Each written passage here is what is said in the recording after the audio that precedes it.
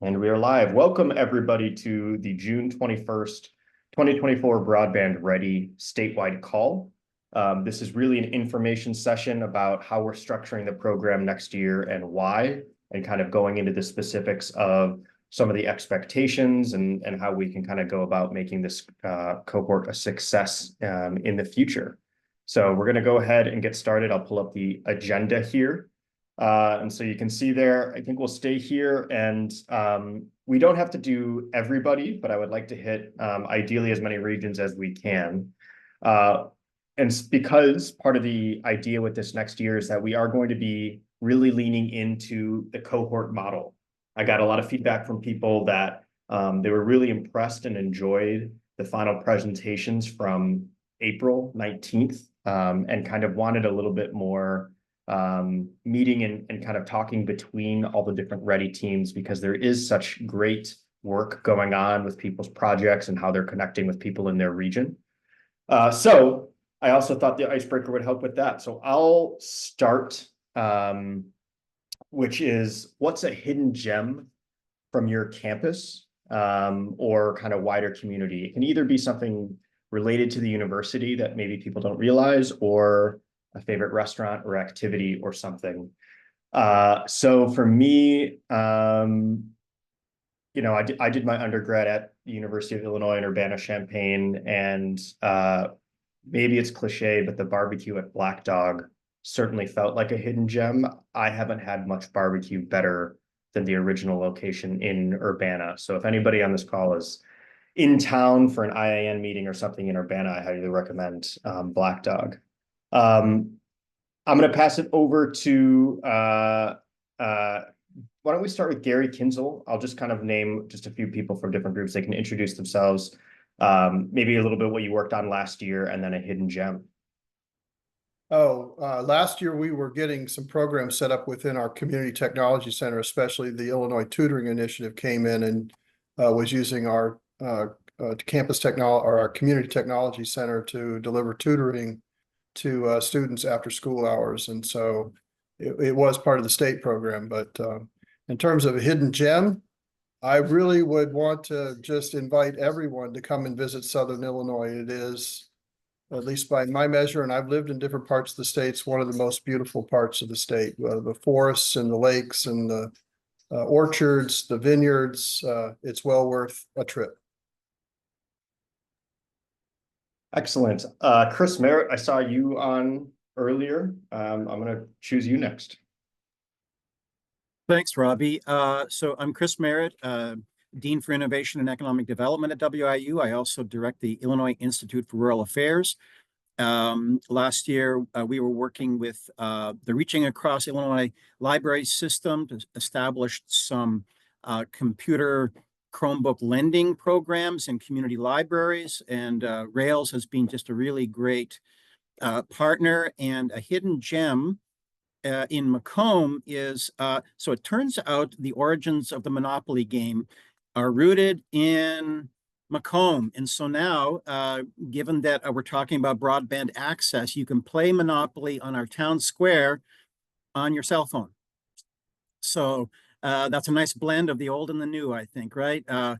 It's hard to imagine how the game of Monopoly has evolved over the years, but anyway, great to see everybody. Fantastic. Great digital literacy tie-in. Next time in Macomb, I'm going to check that out. I'm going to go Harriet, if you're okay. Harriet Steinbach, just same questions, introductions to you.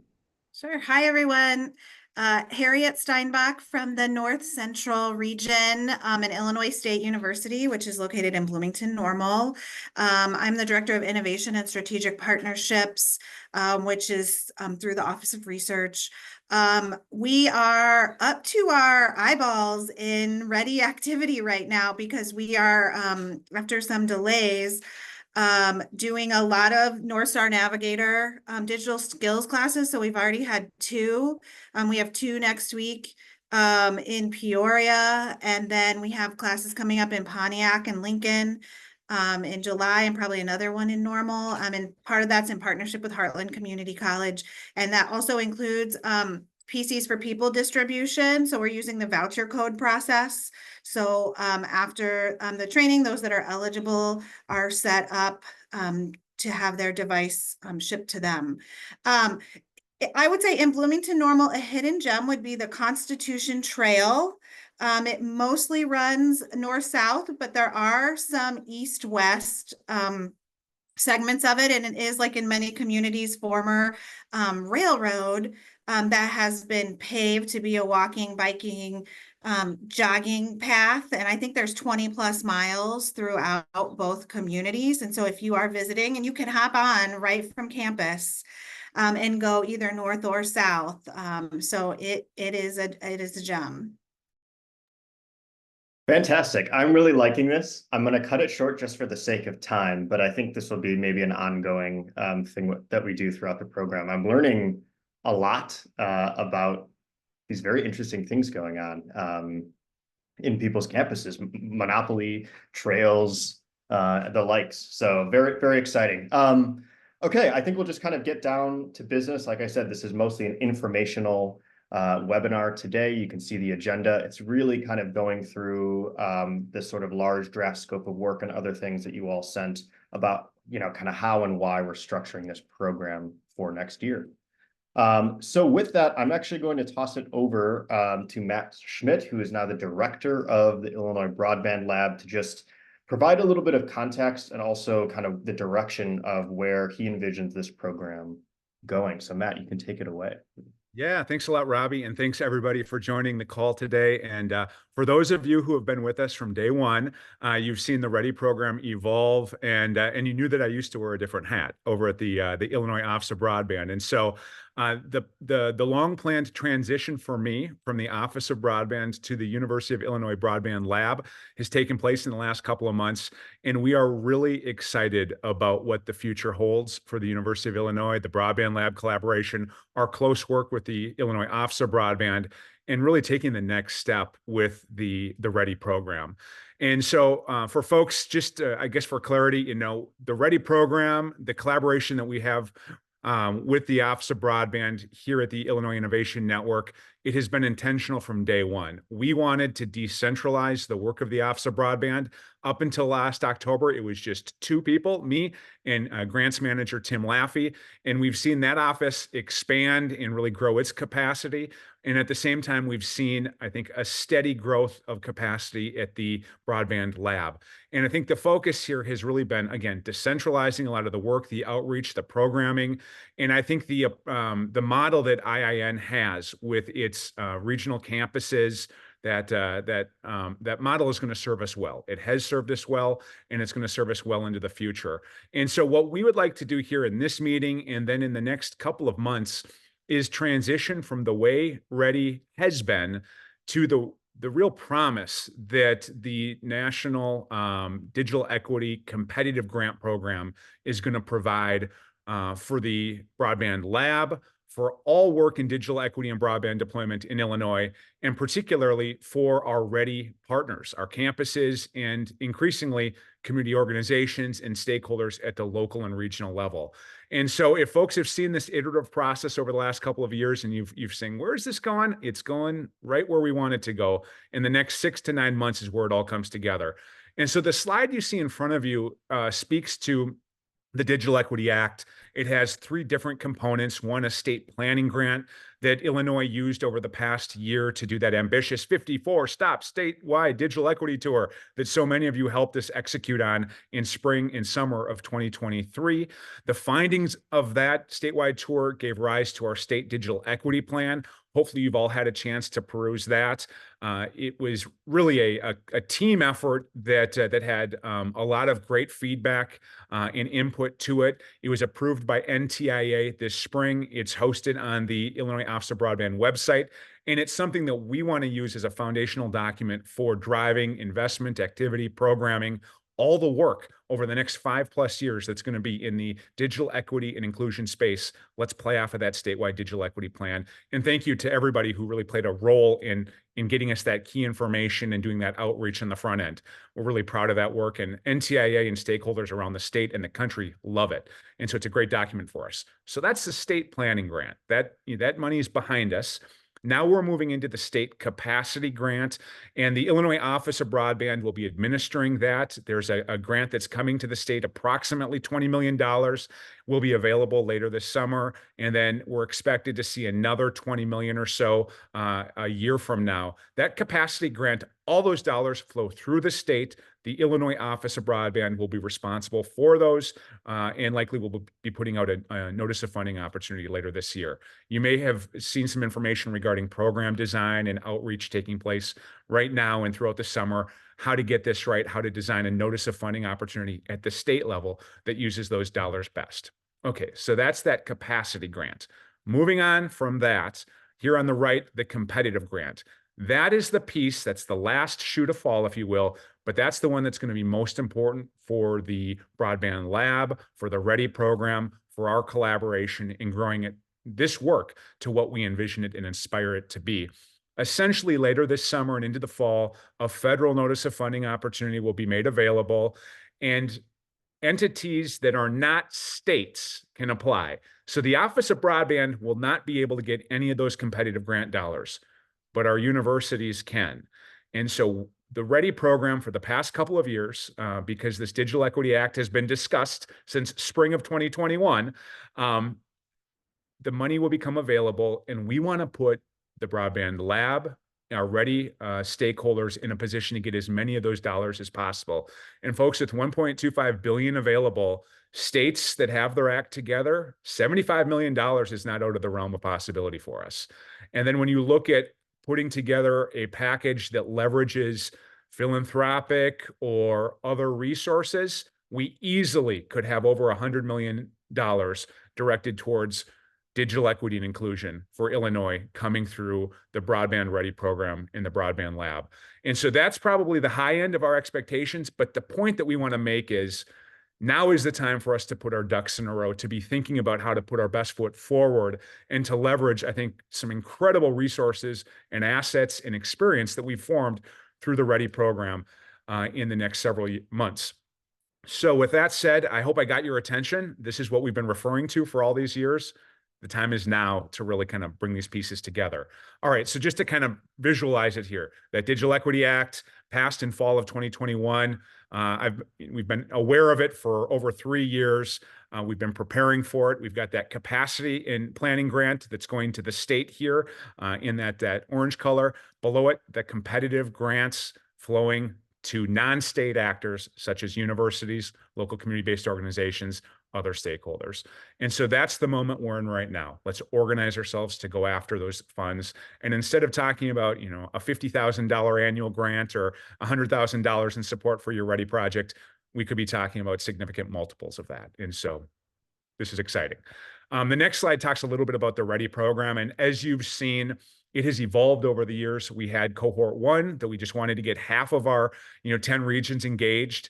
Then we had cohort 2. We wanted to get the other half of our regions engaged. We brought it all together last year and gave all of our regions a chance to kind of go through the program together. In the year ahead, we want to take that next step. And a lot of the elements of what Robbie's going to overview with you should be familiar, but the points that we just really want to hammer home, that digital equity project, getting out into the community, connecting your campus and the assets within your campus with the community, the broader region to the extent that that's possible, playing off of that state digital equity plan, and then using the Ready program as a framework to bring into the fold mapping and data collection. Remember, Roberto Gallardo and Purdue University made some really great contributions in years 1 and 2 to this effort here with the Ready program, our digital navigation work, and then also work, whether it's our digital equity capacity Kickstarter grant program that the Office of Broadband is standing up, other communities of practice. The Ready program, this framework that we've stood up, can be a great opportunity for us to bring in new resources and, again, to extend the reach of digital equity and inclusion programming across the state. The final point I want to make before I give the mic back over to Robbie, the READY program, in the close collaboration with the university system, gives us an opportunity to sustain the investment and the impact in digital equity inclusion. Federal funding, it's historic, but it's limited. And so we're going to be smart to be thinking from the get-go, how do we sustain this effort? And it's my theory that getting higher education involved big and early is going to help the state of Illinois sustain its commitment and activity in digital equity and inclusion. And so with that said, Robbie, take it away. We're really excited for what the year ahead holds. Great. Thank you. I'm just going to spotlight myself and remove your spotlight, Matt. Great. Yeah. So thank you, Matt, for that overview. So the rest of this call is going to be a little bit more detail oriented around the program and around the structure. So my request to you all is really just to kind of like take note of anything that doesn't feel right, or might be difficult, and we can kind of talk about it afterwards. But I think a lot of work has kind of gone into this, really to, as Matt said, go after those dollars, but also kind of learn from the previous cohorts. I know it can get a little bit confusing around, cohort 1, cohort 2, and everything, because there were different timelines with the different universities and everybody. So for the sake of ease and understanding, I'm referring to this upcoming cohort as Ready Fiscal Year 25, because we anticipate it going from during the next fiscal year. So July 1st of this year and through June into next year. So just if that helps, if you ever see Ready FY25, that means this upcoming cohort that this information session is all about. So this is the main structure. I think we're just going to kind of go through it piece by piece for the rest of this program. For right now, I would say hold questions or put them in the chat if you really would like. There is some discussion time at the end, but there's kind of a good amount of information to get through that I just want to make sure we do with appropriate time. So a lot of people have been asking, what's kind of the immediate next steps of how things are going to go. So I wanted to just start there before going into the details. Matt and I have been communicating and getting a template kind of agreement document. It'll either be an intergovernmental agreement with universities that are not part of the University of Illinois system, or it'll be a memo of understanding with the 3 potential University of Illinois affiliated schools at Springfield, Urbana-Champaign, and Chicago. So either way, you'll be signing one of those 2, but they're going to be relatively identical. And they're mostly just saying, I understand the program and I agree to the commitments. Basically everything we're kind of talking about here. In that agreement, it will say a detailed project plan to follow within the first, roughly 60 days. So after we have all these agreements in place, we will be working with you to sort of translate your specific digital equity impact project into a project plan that's just kind of easier to follow and aligns with the state digital equity plan and other things. After that point, it'll be implementation. So those are kind of the 3, I guess, kind of milestones for the next several weeks ahead. And so now I think we're just going to start going into details. I know this slide is a lot of text and could be overwhelming, so I'm not going to go through it line by line. I just wanted to give a preview of where things stand as far as how we're thinking about designing the detailed project plan. All of these questions do not need to be answered in July when you sign the IGA or MOU. Really just, we wanted to kind of get upfront with it to help you kind of figure out, what will be required with your state digital equity impact project, and kind of just get a sense for when we say it has to sort of align with the objectives and KPIs from the state digital equity plan, what it is that we're talking about. Many of you that had really successful projects last year, so we had a lot of we had a community technology center, we had significant device distributions, we had curriculum to train community health workers, we had library conferences. I love that creativity. It's all can kind of be stayed the same. It just sort of needs to kind of fit this framework, and we and my colleagues are here to kind of help, just to kind of make sure we have some of that uniformity around these detailed project plans. at the bottom there, the Illinois Office of Broadband actually has a new Digital Equity Act landing page. So if one of my colleagues wants to put that in the chat, that will be good for you all to just have on hand or bookmark as it relates to the Digital Equity Act. The state digital equity plan is there along with translations. It will also be a landing spot for any relevant webinars and other things that go on. Because, as you all should know, in the fall, a large digital equity grant program is going to be enacted. We were all part of a co-design session on the last statewide call for that, and we certainly envision the READY program assisting with potential applicants in the region for those digital equity grant dollars. All of that information is going to be stored on that Digital Equity Act landing page because, like the READY program, any sort of digital equity efforts on behalf of the Office of Broadband are really going to be in service to and tracking the implementation of the state digital equity plan. So again, just sort of, recognize, okay, I have a project in mind, or I'm just going to kind of augment or continue or extend the work that I've been doing last year. That is certainly fine. We just have to kind of work with you in those first 30 to 60 days, basically in August, to try to kind of get this plan to have it make sense to be aligned with everything that the office and IBL are trying to do with the state digital equity plan. So I don't want to overwhelm. I know that there's kind of like eight questions, but it's a co-design process ultimately with the lab and everybody else to kind of just make sure that we're able to kind of track consistently, again, to make sure that we can kind of communicate that effectiveness and that organization to ultimately apply for significant federal dollars to basically just really leverage up the work that you all are doing. Okay, the other piece, and again, I apologize for the heavy, density of text. You can read this afterwards. I'll be following up with these slides. But I just wanted to make sure we captured everything because this is a slight change from the previous cohorts in the sense that we are just much more specific about what we think is going to be happening when it comes to regional convening and collaboration. So I'm just going to very briefly go through this because I think it's something that I'm really excited about because we have such great new staff members on board in greater capacity at the Office of Broadband and just way more activity and people involved in digital equity all across the state. We now have 2 waves of DEC grants that have gone out. We have, probably over 50 organizations and counties that have participated in Illinois Broadband Lab programming in the past. So there's basically, a much stronger network of broadband advocates and digital equity advocates across the state of Illinois. And so I think to really, make sure that people are coordinated and we can be as effective as possible, it takes some kind of convening and collaboration. And I think the READY program has a special part to play amongst all of that work.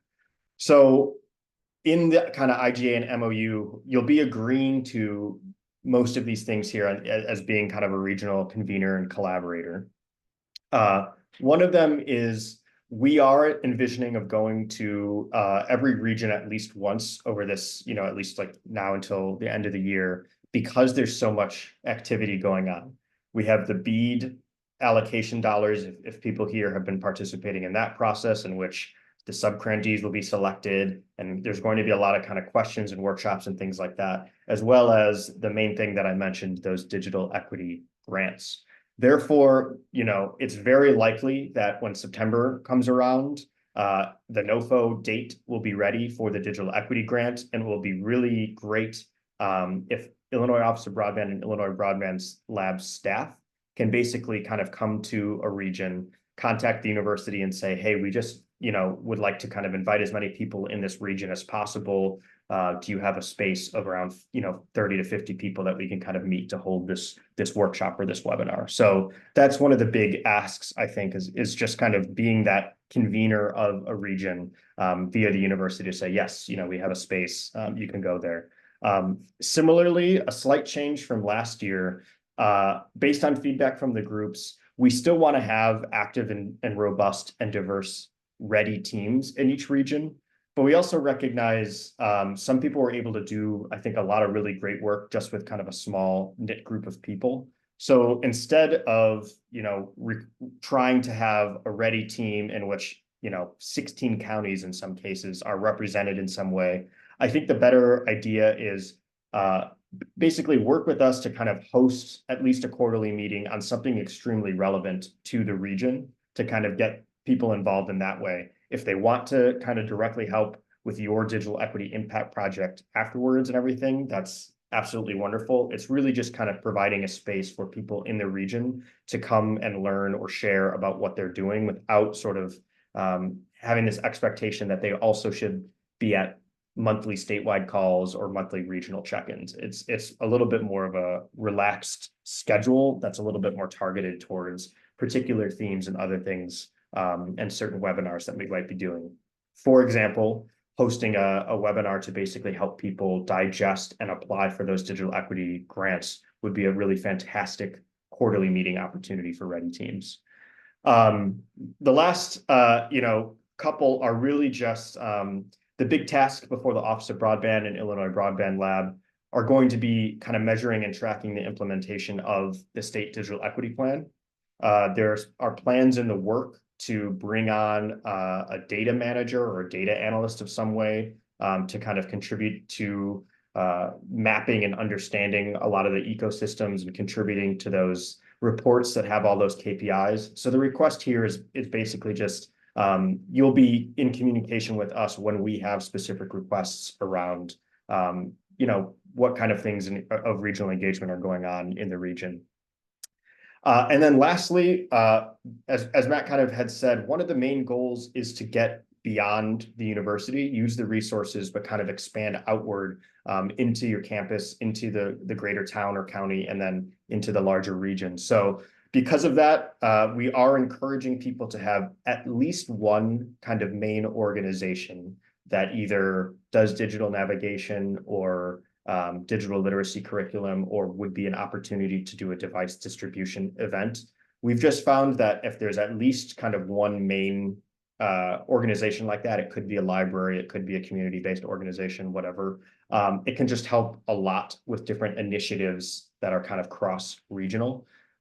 Most of you, based on the April 19th call, worked specifically with, often many, but at least one community-based organization to actually implement your digital equity project. That's all we're kind of just saying. We just want some of that uniformity so that, depending on how things go with device distributions or all these other kind of initiatives that are sure to sort of spring up, that we have a really solid kind of community partner as well into the university. So I know that is in there. It's all in the draft scope of work that I'll be kind of re-emailing to everybody. But I just wanted to, again, really emphasize there are some specific aspects to this regional convener and collaborator role. Now, one big kind of modification that we have here is actually kind of at that top there, which is ready funds may be used to support additional personnel to support the regional convener collaborator duties.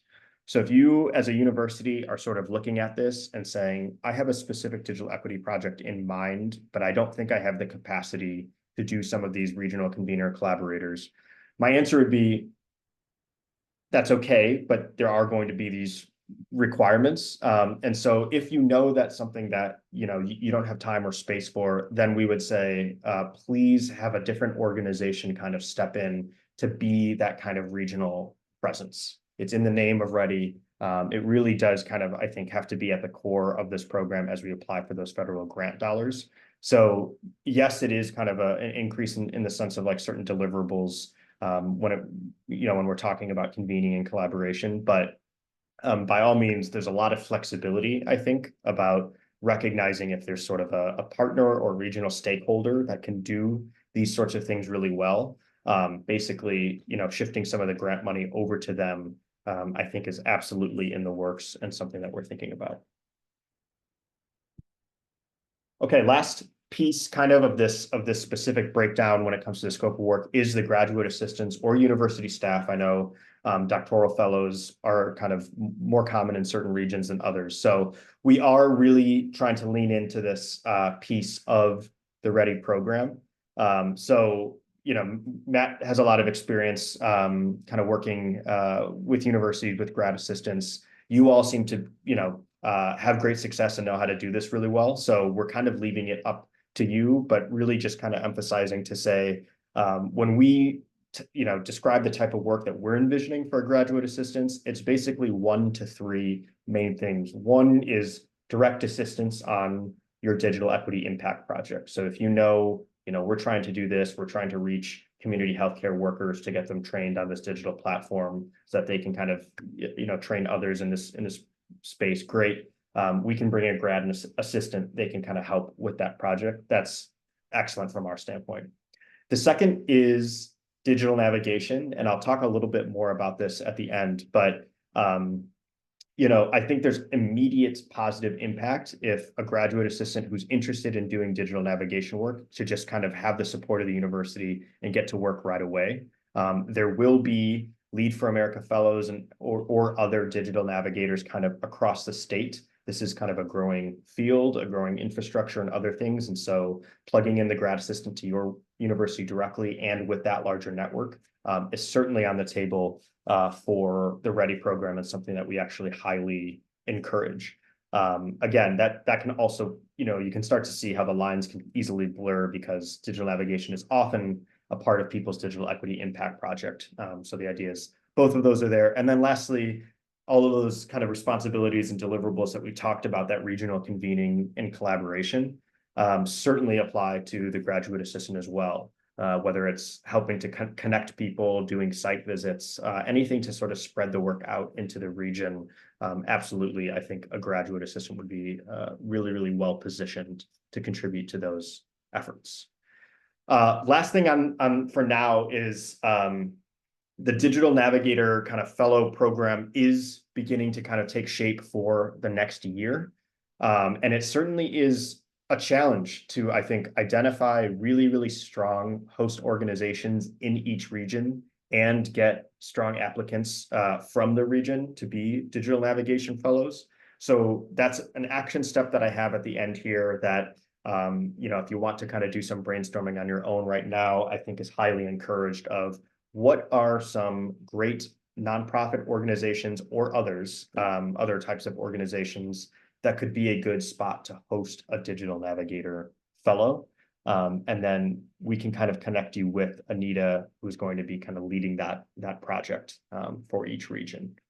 The ideal position that we're kind of trying to get to is that you all, demonstrate strong leadership within your university. You have great connections to what's going on regionally. You have a graduate assistant that's helping directly kind of implement these projects, and you're kind of connected to the digital navigator in the region, because there's going to just be a lot of opportunities and digital equity work in the next year ahead, and we just kind of want to make sure we have the strongest structure we can.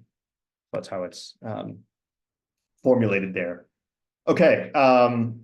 As people know, the meetings are certainly kind of a big part of the structure, and so they're going to be slightly modified, which I talked about previously. And so if there's anybody new on this call who has not participated in READY, I just wanted to kind of set the expectations now for the general programmatic aspects of what we envision for next year. So the one are these statewide READY cohort calls. Generally, they're monthly. It might not be every single month, but I think the idea is we want this to be much more of a cohort with you all kind of talking with one another, sharing and learning from each other, getting progress updates on what's going on. So just kind of initially plan for something like that. Typically, they have been on the third Fridays. I think that's been working pretty well. But I think we'll just kind of see going forward.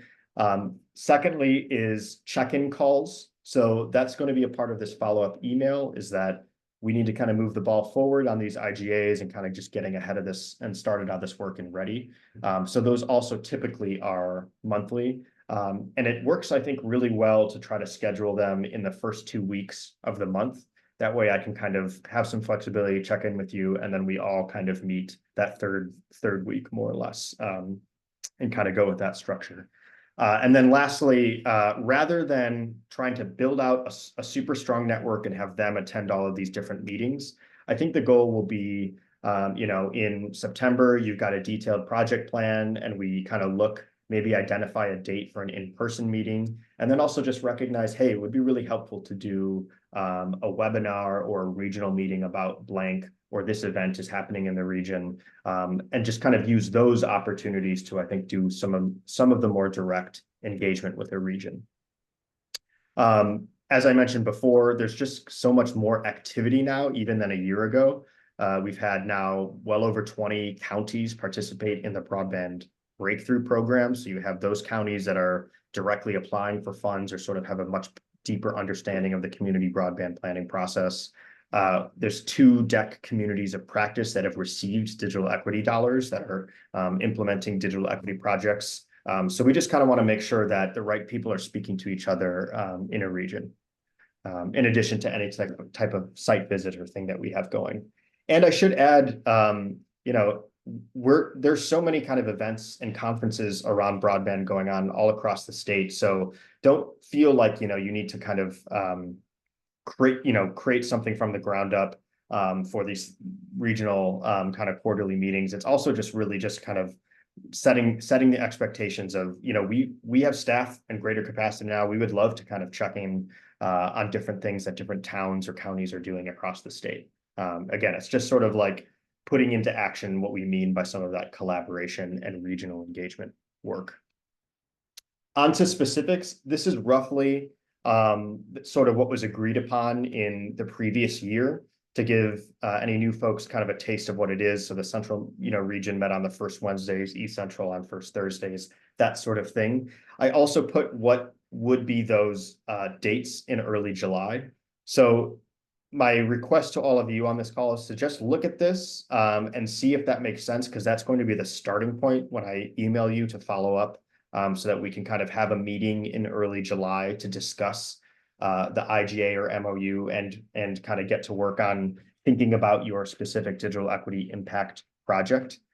So I will need to determine a date with all of you, ideally within those first 2 weeks of July. So if you know right away that what's on here will not work, let me know. But that's just going to be the starting point of what I'm going to suggest to try to plan all these meetings for the next 3 weeks, sorry, after this one. Okay, on to some more of the specifics. So the commitments portion of the IGA that we will be sending in the next few weeks is basically, here's a broad idea for our digital equity impact project. We acknowledge that we will kind of contribute this detailed project plan in the first 60 days. We are, you know, committing to being aware of what it is that we're trying to do. Same with the regional convener collaborator responsibilities. It's really just an acknowledgement of like, either, yes, I understand what it means to kind of be a regional convener collaborator. That all looks good. Or, hey, we're going to bring on a different organization to do that. That works. That organization doesn't really have to necessarily be identified yet in July. It just is sort of this acknowledgement of a separate organization will be getting a portion of our READY grant to do the type of regional convening and collaboration responsibilities for our region. And then lastly, same, just kind of acknowledging the graduate assistant, whether or not there's any particular technicalities or details around how that kind of works with your university. We just kind of want to get that down in the IGA and MOU. Okay, a lot of people have been asking about, okay, so what does kind of a timeline look like?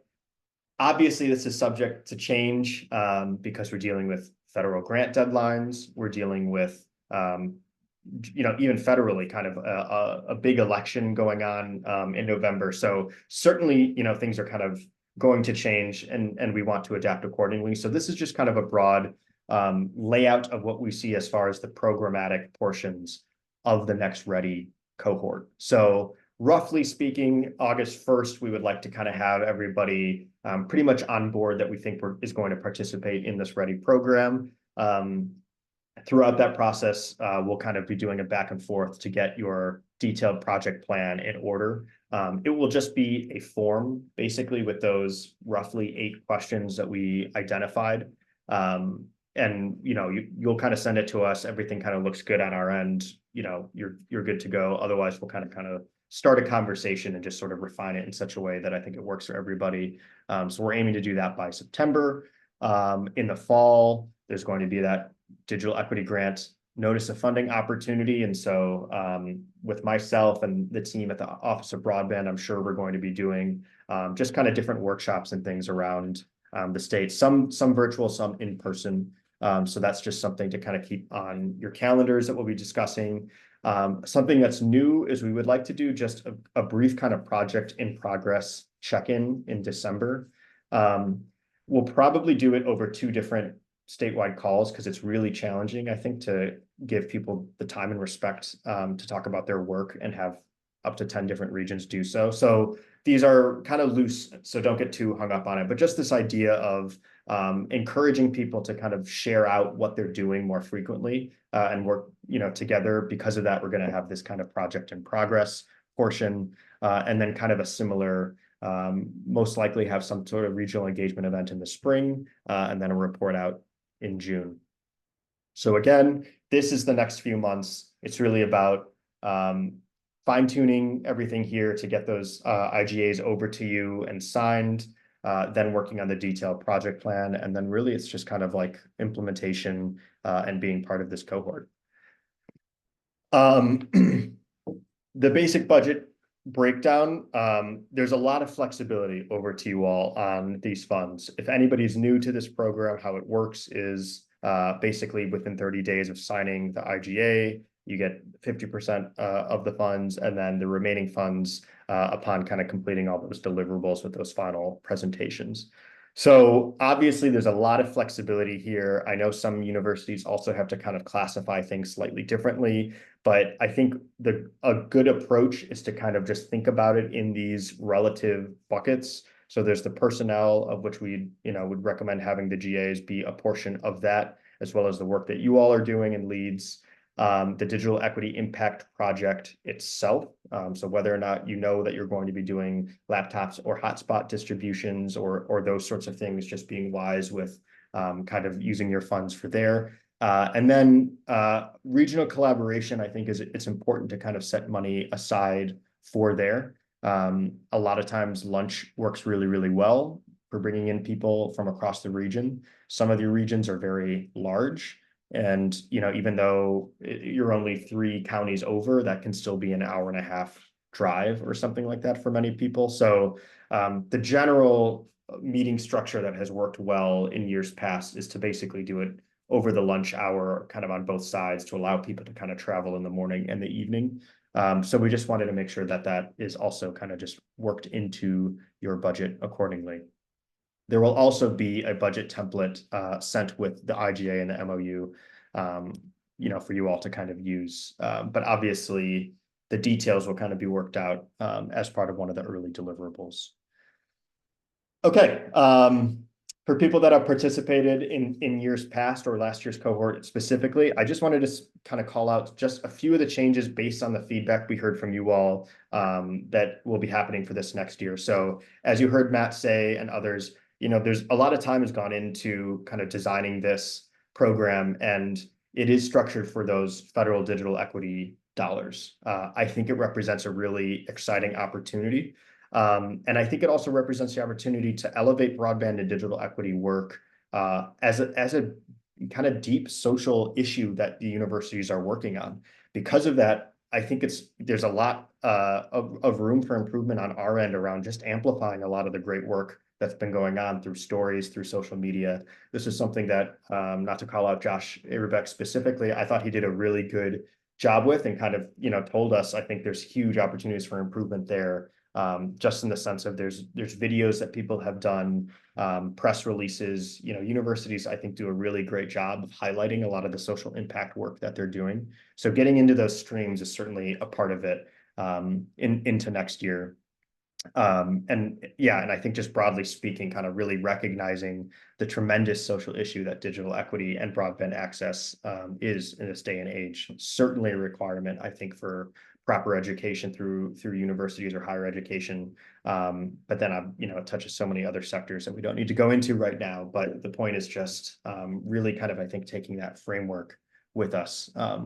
and kind of recognizing it as such a powerful social initiative that it is. Secondly, which I've talked about, emphasis on the READY cohort. We still are going to be pushing for READY teams and having kind of diverse representation and basically creating that communication infrastructure network so that information can really go out easily if there's specific BEAD deadlines or digital equity grant NOFOs, things like that. But for the READY program itself, it's going to be much more, I think, team oriented and cohort oriented and tailored, I think, to what the needs are in your region. Some areas, there's so much farmland and access issues that I think leaning into making sure county governments are familiar with BEAD and the alternatives to BEAD and what comes next after BEAD will certainly be a really high valuable project for READY. Other places, I think it's mostly about making sure the right people are connected to amplify the work and other things. Obviously, we now have a blueprint, which I've been saying to every group for the work that we're going to be doing with the lab and Office Ahead. So that's a big change is kind of just fitting your digital equity impact projects into the broader state digital equity plan initiatives. And then you'll be getting a lot of guidance and support from us when we talk about identifying and tracking regional engagement. There's a lot of really exciting initiatives and things being discussed. So I think there's just kind of a lot of opportunity there. And if people, do some great work in the READY program, that's something that we can easily apply, I think, to other regions as well. I think that's part of the whole idea with some of this. Almost done. I know this has really been kind of talk heavy, but I just wanted the opportunity to record this webinar, get it down, and make sure that there's enough information there for people to kind of digest and really kind of move in the same direction. So action steps for READY teams. I think the main thing is to review the draft scope of work that I sent and we'll be resending with the slides and this recording from today. And really just ask yourself, am I the right person from the university to be doing this? Are there any other resources within my university that should also be assisting and helping with my team? Knowing that there's going to be a digital equity impact project and regional collaboration, are we really just making sure that the right people in our university are helping to lead this project? Secondly is thinking a little bit more in depth about what it is you hope to accomplish with your impact project. I have the link here, which will also be going out to that Digital Equity Act page. It's a very large document. There's specific areas that I'll point to, particularly the appendix that kind of gets into those KPIs. Everything you're doing fits into the state digital equity plan. Again, it's just about kind of using that language. But if you want to browse it, it can kind of be a source of inspiration on some of the ideas of where things are headed. We ask that you identify at least one organization pretty much upfront that either you think you're going to be working with or could make a good regional convener, again, just to really start that work on the networks that exist outside of the university. I think will just save everybody a lot of time and kind of be something to build upon. And then just make sure that you can kind of clarify your approach to GAs or research assistants and kind of look into your budget. And then ultimately the next step is kind of going through all of the above with you in July at your regional meeting and kind of just moving the ball forward with some of these. So that's all I have. Like I said, there'll be a follow-up thing with that. That's pretty much all. I'm actually going to stop the recording just so that it enables people to kind of free up open conversations or questions that they might not want to have recorded in the Zoom stuff. So that's it for today. I'm going to stop this recording just a second, stop share and stop